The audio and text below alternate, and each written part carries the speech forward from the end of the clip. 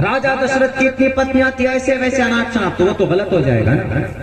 आपको नहीं है पसंद हिंदू धर्म को, आप क्रिश्चियन को अपनाओ, तो इस्लाम को अपनाओ। You are free, you have freedom.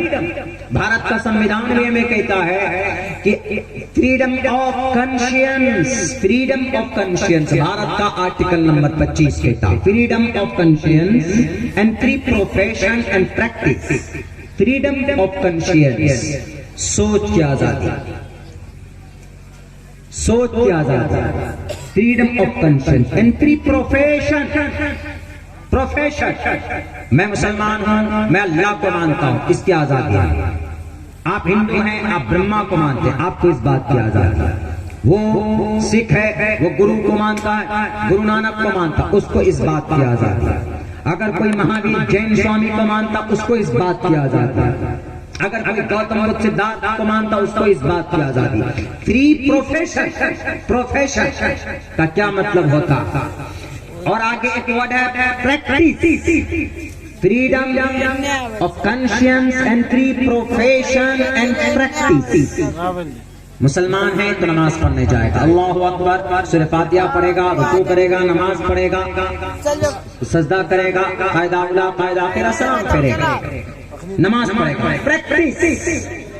Hindu है, मंदिर में जाएंगे, गायत्री मंत्र पढ़ेंगे, पूजा करेंगे, नवरात्रि के पूजा करेंगे, शिवरात्रि के पूजा करेंगे, बजरंगबली की पूजा करेंगे, उसको इजाजत। प्रैक्टिस का मतलब यही होता, पूजा पूजा करना, पाठ करना, तरीका इबादत कोई भी practice. And free propagation of the religion, मैं इसको बोलना चाहता हूँ, प्रोपेगेशन ऑफ द रिलीजन। आप उठाइए भारत के संविधान का आर्टिकल नंबर 25 में लिखा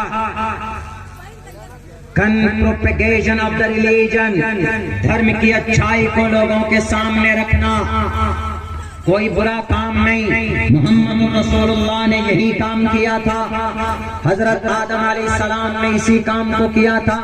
एक आदमी ने सवाल किया कि मौलाना, जब इस्लाम पुराना धर्म है, जब इस्लाम अच्छा धर्म है, तो आप क्यों कहते हैं कि मोहम्मद रसूलुल्लाह के जमाने में हजरत अबू बकर ने इस्लाम को कबूल किया, इसका मतलब इस्लाम तब आया तब उन्होंने कबूल किया।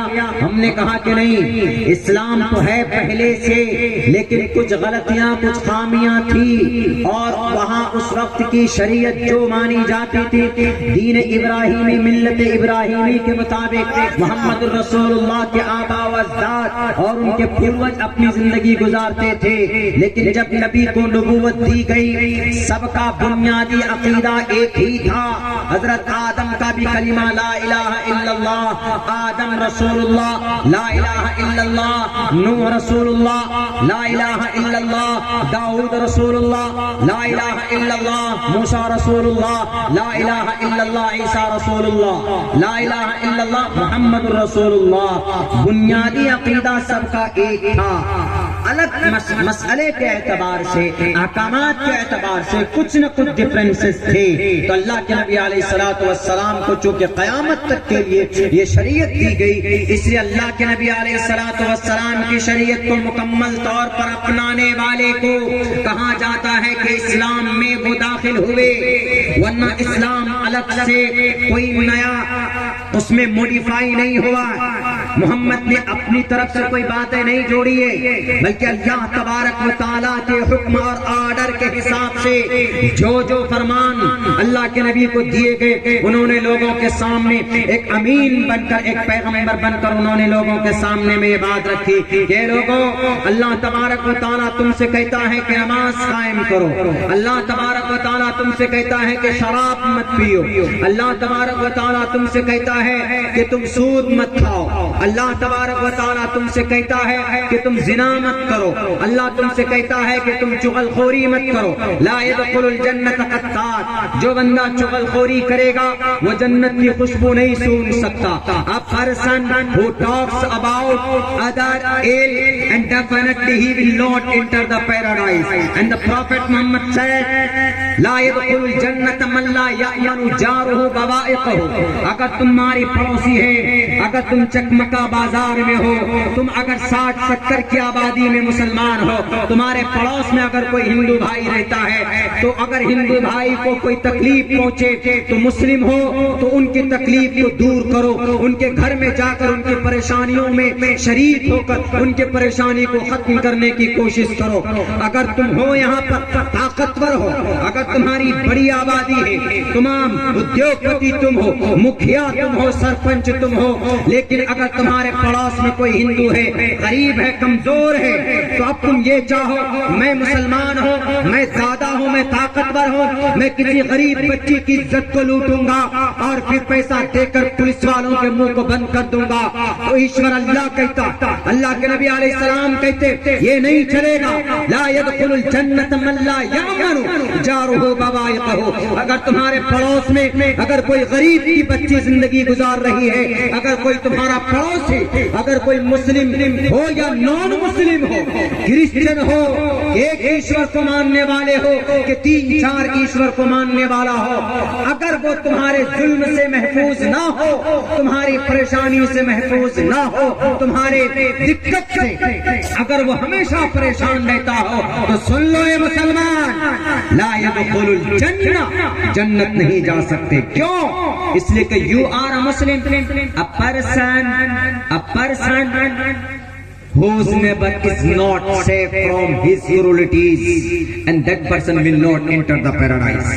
The Bukhari mentioned, बुखारी के अंदर साफ रिवायात मौजूद। इसी को कहा था, इसी को हमने कहा था किसी जमाने में एक बड़े गुरु को कि सर बहुत अच्छी बातें कही, प्रशस्ता धार्मिकी विदिति यशसा मास्मगमः, प्रशस्ता धार्मिकी यशसा विद्यते।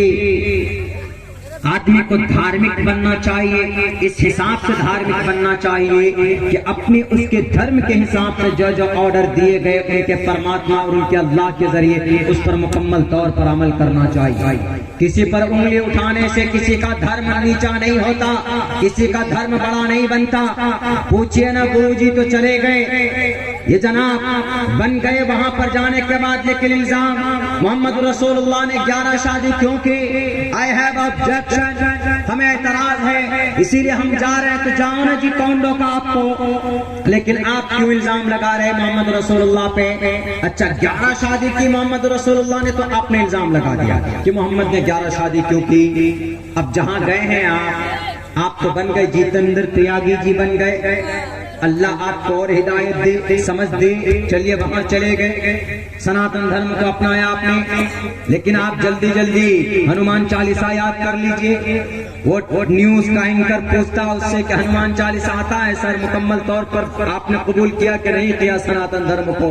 वो कहता है कि हमको अभी हनुमान चालीसा याद नहीं हुआ, अभी हनुमान चालीसा याद कीजिए। लेकिन एक बात, हाँ यहाँ तो नबी की 11 शादी पर आपको एतराज। जहाँ जिस प्लेटफॉर्म पर गए हैं ना आप, उस प्लेटफॉर्म पर बहुत महान, उस जमाने में भारत के अंदर 1955 या 1953 के अंदर जब से हिंदू एक्ट बना है, तब से 1 से अधिक शादी के ऊपर हिंदू भाइयों के लिए बैन है। मुस्लिम के लिए 4 शादी की परमिशन है कुरान में, शरीयत में, और according to the Indian law Bharat के संविधान में इनको बैन नहीं किया गया। वरना उससे पहले हमारे सनातन धर्मी भाई भी 1 से अधिक शादी करते थे, विवाह करते थे, ऋषि मुनि लोग करते थे।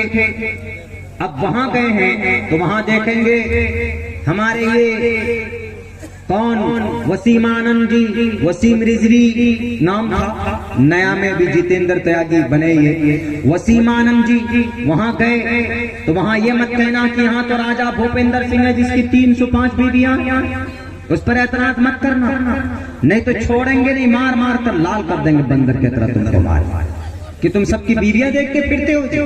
किसने कितनी शादी की, किसने कितनी शादियां की।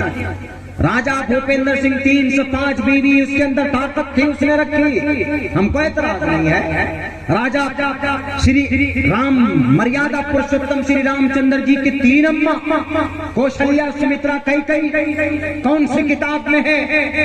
क्या आप कहोगे कि नहीं है? हिंदू भाई मानते हैं, लेकिन क्या आप एतराज करोगे उससे कि नहीं जी क्यों शादी की राजा दशरथ ने? अरे भाई की तो रख रहे ना, वो तुम्हारे पेट पे क्यों दर्द है? अच्छा वो छोड़ो, आप कहोगे कि जनाब श्री कृष्ण जी ने 1623 बीवियां की क्यों कही? क्यों उन्होंने? उनकी इच्छा थी तो की, सबके साथ उन्होंने बराबरी का इंसाफ किया, आपके पेट में क्यों दर्द होता? आप कहने लगे कि अच्छा राजा चित्रकेतु जिन्होंने 1 करोड़ शादी की, 1 करोड़ बीवी थी राजा चित्रकेतु की, परमात्मा आए उनके संतान नहीं थे, संतान के चक्कर में इतनी शादी की। होता है ना हमारे यहाँ भी, जब बच्चे नहीं होते हैं तो 1 नहीं 2 शादी कर लेता, 3 शादी कर लेता कि जी संतान होंगे। तो राजा चित्रकेतु पुराण में उनका तस्करा है, तो राजा चित्रकेतु की 1 करोड़ बीवी हो गई, लेकिन जब नहीं हुआ तो एक बड़े ऋषि मुनि आए, उनके प्रकट हुए, कहा कि महोदय देखिए ना महाराजा, हमको संतान की प्रॉब्लम, कहा कि तुम्हारी जो पहली बीवी है उसको लाओ, उसको लेकर आए। उनके पास जब तब कुछ करने के बाद मंत्र श्लोक वगैरह पढ़े गए, तब जाकर उनको एक संतान पैदा होता। तो राजा चित्रकेतु की 1 करोड़ बीवी है, तो आप वहां पर जाओगे, आप कहोगे कि अरे बाबा वहां तो इस्लाम में थे तो वहां 11 बीवी थी तो हजम नहीं हुआ। आप FIR लिखकर सुप्रीम कोर्ट पहुंच गए। अब राजा चित्रकेतु की 1 करोड़ बीवी देखोगे तो भी सुप्रीम कोर्ट पहुंचोगे, तुम्हें रहने ही नहीं देंगे इस देश में। क्यों सबकी बीवी को ताक झांक करते हो? तुम्हारी बीवी छोड़कर चली गई, इल्जाम पे इल्जाम। क्या इल्जाम लगाया उन्होंने? अरे ये तो जिहादी हैं, कुरान में नबी नो जिहाद में शामिल हुए, लड़ाई की। गलत है मेरे हिंदू भाइयों, इट्स मिसअंडरस्टैंडिंग। उसको नॉलेज नहीं है, वो जाहिल है, जाहिल इलिटरेट है। वो जंग करना, लड़ाई करना बवक्ते जरूरत किनसे? उनसे, दुश्मनों से, राक्षसों से, शत्रुओं से जरूरी होता है। ये सिर्फ कुरान में हदीस में नहीं है। जरूरत पड़ी थी तब न जाके महाभारत के मैदान में अर्जुन को, जब अर्जुन ने he decided to put down his bows and arrows and he sit down behind his rath yatra, जब अपने रथ के पीछे बैठ गए तो तब अर्जुन को उपदेश देने के लिए श्री कृष्ण जी आए। उठाइए श्रीमद् भगवत गीता, श्रीमद् भगवत गीता के पहले मंत्र, पहले अध्याय का पहला मंत्र है धर्म क्षेत्रे कुरुक्षेत्रे समवेतायुस्तवः मामका पांडवाश्च किम कुर्वत संजयः कुतस्तवा कश्मलिदं विष्णे समुपस्थितम् अनार्यजुष्टं स्वर्गीयं कीर्ति कर्मजुनः एवमुत्तवार्जुन।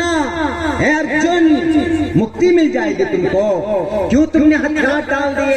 अर्जुन कहते हैं कि सर ए भगवान, ए परमात्मा, मैं कैसे मुकाबला करूं? मेरे सामने मेरे फूफा हैं, मेरे चचा हैं, मेरे मोहतरम दुर्योधन है सामने, इतना बड़ा ताकतवर, मैं नहीं लड़ूंगा, उनसे मुकाबला नहीं करूंगा। लेकिन अर्जुन जी ने कहा कि, अर्जुन को कहा श्री कृष्ण जी ने कहा कि नहीं, एवं मुक्तवार्जुना, अर्जुन मुक्ति मिल पाना चाहते हो तो मुक्ति नहीं मिल सकती ऐसे ही। क्यों तुम बुज़दिल क्यों बन गए हो? क्या तुमको किसी और ने अलग से बात कही कि इनसे मुकाबला मत करो? नहीं, देखिए आगे क्या ऑर्डर देता है। ऑर्डर देता है किले भी नहीं तत्वई थी। ये संस्कृत के अल्फाज है श्रीमद् भगवत गीता के मंत्र। क्यों उस वक्त कौरवों से मुकाबला करना जरूरी था जब अर्जुन मुकाबला कर सकता है। श्रीमद् भगवत गीता चीख चीख कर कहता है पहले अध्याय का पहला मंत्र। हमारा कुरान पढ़ो तो पहले अध्याय का पहला मंत्र है अल्हम्दुलिल्लाहि रब्बिल आलमीन अर्रहमानिर रहीम मालिक यौमिद्दीन इय्याका नअबुदु व इय्याका नस्तईन इहदिनस सिरातल मुस्तकीम सिरातल लज़ीना अनअमता अलैहिम गैरिल मग़ज़ूबि अलैहिम वलज़्ज़ालिन। कहीं पर भी मार की, लड़ाई की, जंग की बात नहीं इस पूरी सूरत में। लेकिन श्रीमद् भगवत गीता के पहले अध्याय के पहले मंत्र में लड़ाई की बात है। अगर खुदा न खास्ता कुरान की पहली सूरत में लड़ाई की बात होती ना, तो पता ये हमारे नरसिंहानंद जी सबसे पहले इतना उछलते कि देखियो मुसलमान के पहले सूरत में लड़ाई की, देखो मुसलमान के पहले सूरत में मार की बात है, काट की बात है। लेकिन ईश्वर अल्लाह जानता है ये ऐसा करेगा। तब जाकर उन्होंने कहा कि धर्म क्षेत्रे कुरुक्षेत्रे समवेता युत्सवः मामका पांडवाचे किम कुर्वत संजय। संजीव से किसने कहा? संजीव से कहा पांडवों के अब्बा। उन्होंने कहा कि मुझे बताओ संजीव मेरे पुत्र महाभारत में हस्तिनापुर में जंग के मैदान में क्या क्या कर रहे हैं, what is happening between my sons and my relatives. तो संजीव का मतलब आज के जमाने का मीडिया वाला, आज के जमाने का मतलब खबर पहुंचाने वाले संजीव थे। महाभारत के मैदान में क्या हो रहा है वो सारा का सारा रिपोर्ट पेश करते थे। अब्बा मोहतरम को सारी बातें बताते थे कि सर अभी ऐसा हो रहा है, ऐसा हो रहा है। अर्जुन ने हथियार डाल दिए, अर्जुन नहीं लड़ेगा, अर्जुन वो रहम आ गया उनके दिल में। तब जाकर श्री कृष्ण जी आए। कृष्ण जी कौन? कृष्ण जी वो मेरे हिंदू भाइयों 8वां अवतार है ना कृष्ण जी, 7वां अवतार श्री रामचंद्र जी है ना। हमारे हिंदू भाइयों में यह अकीदा है कि जब जब किसी राक्षस को जब जब धर्म की हानि होती है, यदा यदा ही धर्मस्य ग्लानिर्भवति भारत अभ्युत्थानम धर्मस्य तदात्मानं सृजामहम्। ज्यादा मंत्र गीता का इसलिए पढ़ रहा हूँ क्योंकि ज्यादा गीता हर घर के अंदर पाया जाता है और गीता 5वां वेद माना जाता है। ये भी मंत्र गीता का। इसमें कहा गया कि जब जब धर्म की अच्छाई को कोई मिटाता है, कोई राक्षस मिटाता है अपने ताकत के जरिए से, अपने शराबी लुटेरे गुंडों के जरिए से, तो उस वक्त ईश्वर इस धरती के अंदर इंसानी रूप लेकर आता है और उसका मुकाबला करता।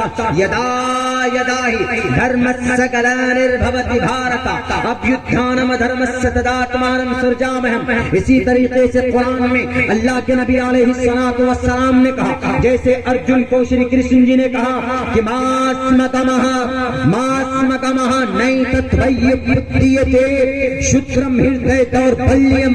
अपनी बाजुओं में ताकत पैदा करो और इन जालिमों का विनाश करो जिनको तुम अपना कहते हो, ये तुम्हारे अपने नहीं। तुमने दुर्योधन को कहा था ना, ए पांडवों ए पार्थ कुंती की औलाद, यानी पांडवों को कहा पार्था के एक्सप्लेन कहा जाए श्रीमद् भगवत गीता के इस मंत्र के नीचे पार्था कुंती का लक़ब था और कुंती पांडवों की माँ।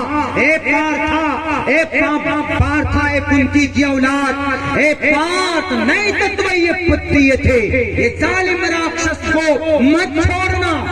और सुनो, इनसे मुकाबला किए बगैर तुम जाते हो कि हम जन्नत में चले जाए।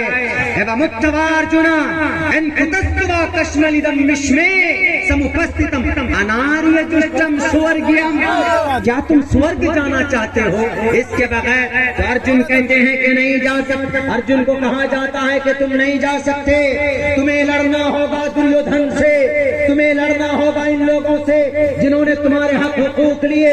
जब मेरे हिंदू भाइयों बताओ, जब अर्जुन को कृष्ण जी उपदेश दे सकते हैं राक्षस रावण के खिलाफ, राक्षस के खिलाफ और दुर्योधन के खिलाफ वहाँ पर महाभारत के मैदान में, तो प्रॉफेट मोहम्मद के सहाबाए किराम को अंगारों पर रखकर भूना जाता है। खब्बाब बिन अरत के पीठ से चर्बी पिघल कर आग बुझ जाती है। बिलाल हबशी को रेतीली जमीन पर लिटाकर मारा जाता है। हजरत जुबैर की आंखें निकाली जाती है। बीबी उम्मे अम्मारा के सर से पैर तक तीरों से छलनी किया जाता है। जंगे बद्र के उहद के मैदान में हजरत तलहा के हाथ चल हो जाते हैं। हजरत सैयद शहदा अलहमजा के सर से पैर तक तीरों से बौछार और सीने को फाड़ कर उनके कलेजे को निकाला जाता है। अल्लाह के नबी के सामने बिलाल हबशी को इतना तड़पाया जाता है, अल्लाह के नबी के गले में कपड़े डालकर उनको खींचा जाता है। अल्लाह के नबी के सामने में हजरत अबू जर गिफारी को पीठ पीट पीट कर मारा जाता है। तब जाकर अबू बकर सिद्दीक कहते हैं अतक़ुलून रजुलन अन यक़ूल रब्बी अल्लाह, तुम ऐसे आदमी को कत्ल करना चाहते हो जो सिर्फ ये कहता है कि मेरा रब अल्लाह है।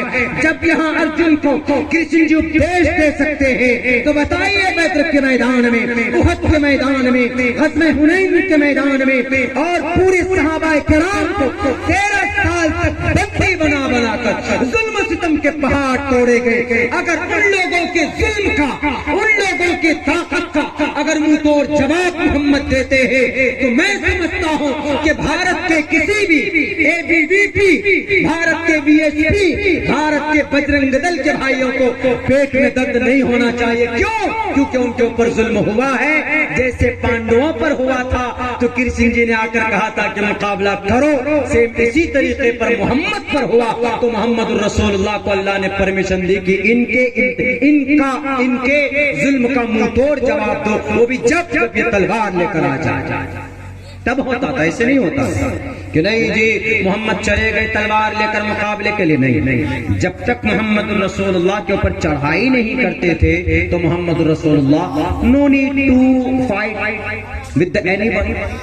ये हिस्ट्री नहीं, इतिहास ही नहीं। ना तो आप श्री रामचंद्र जी को देख लीजिए, वो भी कब गए? रावण जब रावण ने छेड़ा, जंग की शुरुआत तो रावण ने की, तब जाकर वो पूरी हिस्ट्री पूरी